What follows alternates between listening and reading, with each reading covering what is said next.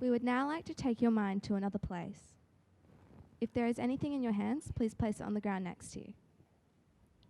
Don't worry about what anyone else is doing.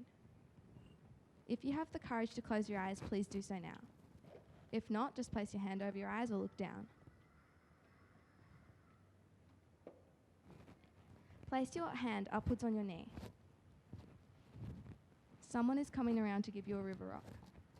When you get it, don't open your eyes, just close your hand around it.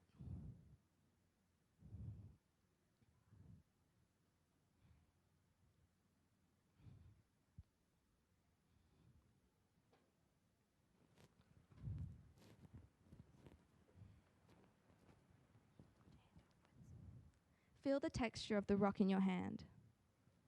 Is it rough or smooth? Hot or cold?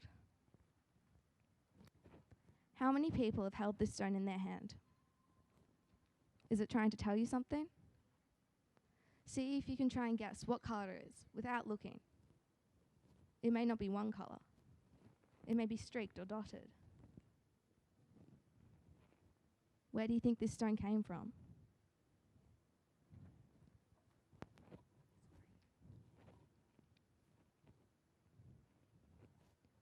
When you are ready, you can open your eyes. Take a look at the stone in your hand. There is a symbol on each of these stones. Have a look at it. This is an Indigenous symbol. Every symbol has a meaning. These all mean animals, weather, plants, or other landmarks from Silkwood's local area. There is another person in this room with the corresponding symbol.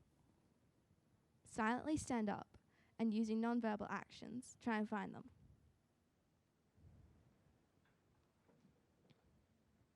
When you find them, sit down next to them.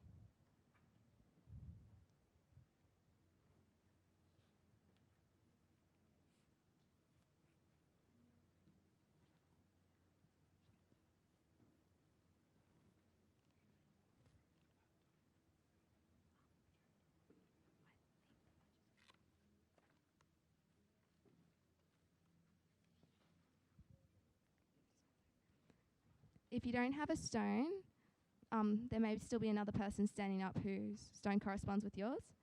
If not, just partner up.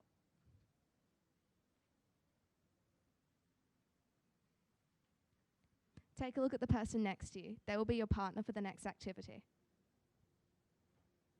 Compare your symbols and discuss what you think they may mean.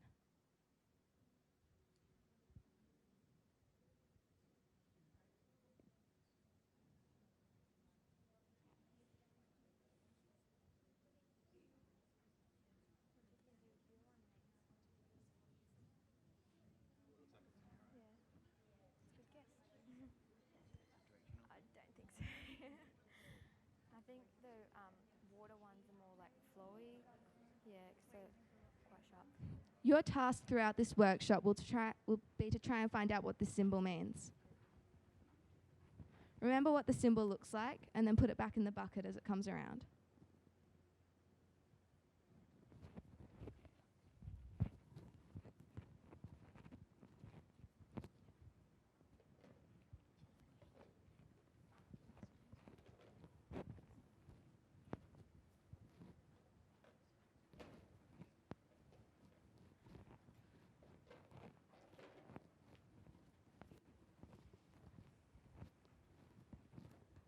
Another way to connect to your local environment is through the senses. We can't physically take you for a walk through our beautiful Silkwood bush trail today, but we can take you on a sensory journey through a story written by two of our team members. We've tried to include some local Aboriginal words and features to enhance the Indigenous connection in the story.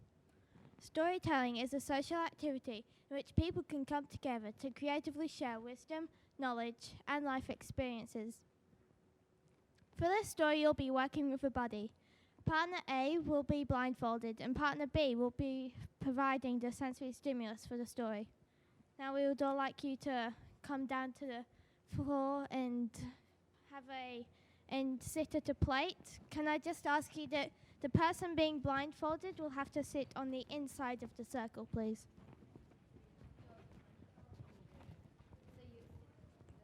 Yep, so blindfolded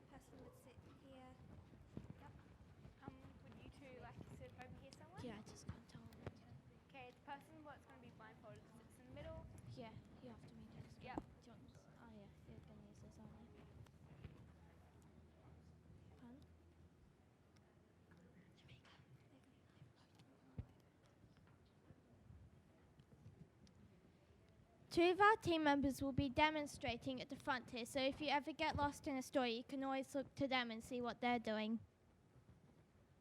We ask that you be safe and responsible, and please don't do anything to shock or deliberately frighten your partner. Your story will begin.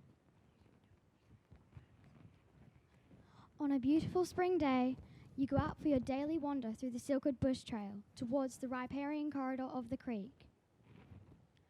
A laughing kookaburra is perched at the entrance to the trail.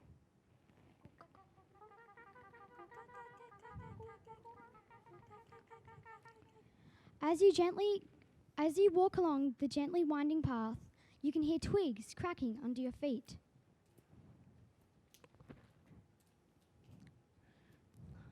You walk over to the native beehive and put your ear up to it.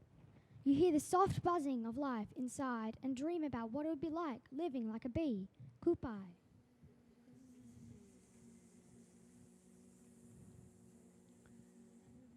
These little stingless bees swarm you, protecting their hive and tangy sweet sugar bag, honey, Jalurgo.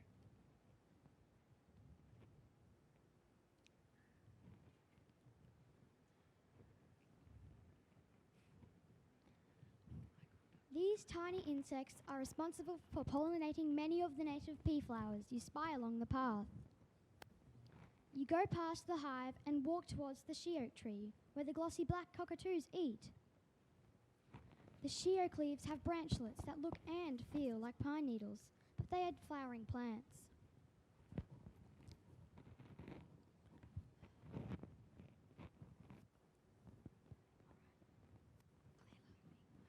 You can hear the glossy black cockatoos clicking in the she oak trees above as they feed.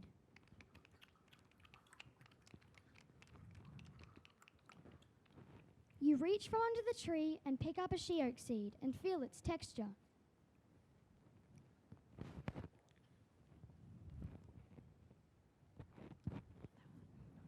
It's rough and spiky, and you roll it between your palms.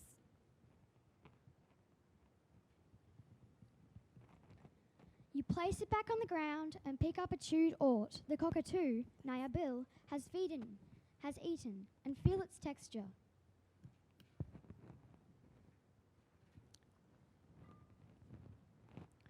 You note how it feels smoother, almost spongy. You walk down towards the creek. You can hear it flowing as you come nearer.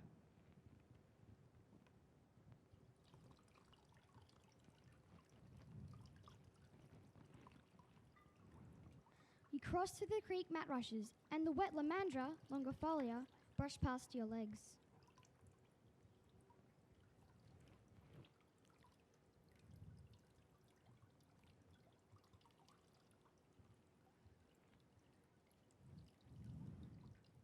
You pick a piece of lamandra and feel along the stem ridge.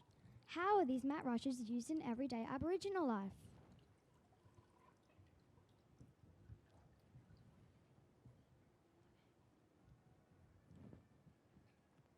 You find a special spot where the trees, Jali, overhang, and just enough filtered sunlight, Minyahgu, to keep you warm. You sit down on an enormous volcanic basalt rock and get comfortable. You feel around and pick up a smooth river stone.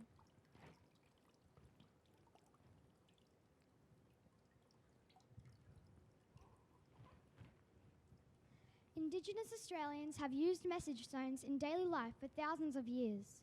Each stone brings the giver good luck and the receiver safety against mischievous or evil spirits. What is your stone telling you? How many years are engraved on this stone's surface? What does the stone want you to know about connecting to Indigenous culture? Your hands reach the water's edge and you place your palms upwards into the cool, trickling waterfall.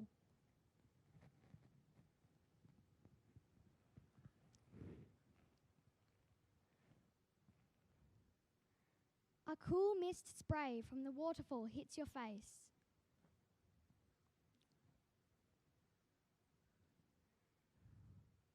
You smile at how refreshing it feels. A pair of grey fantails flit and fly past you. You can see native birds drinking from the creek. A whipbird calls in the distance.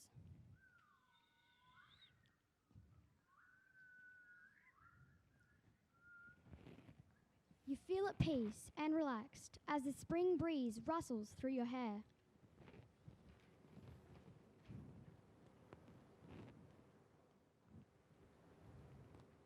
A quick gust blows a feather onto your knee.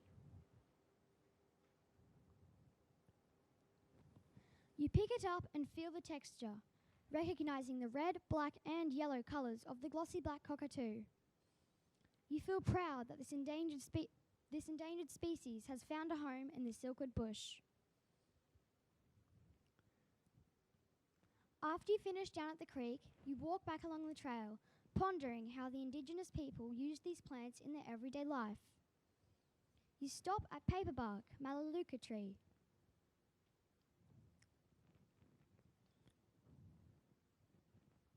You feel the soft, flaky bark peeling off the trunk. You've seen paperbark used in construction of Aboriginal shelters and for wrapping up food for cooking.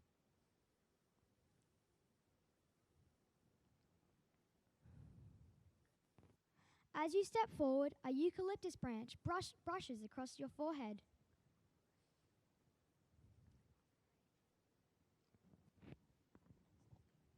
You pick off a leaf, scrunch it up, and inhale the distinct scent.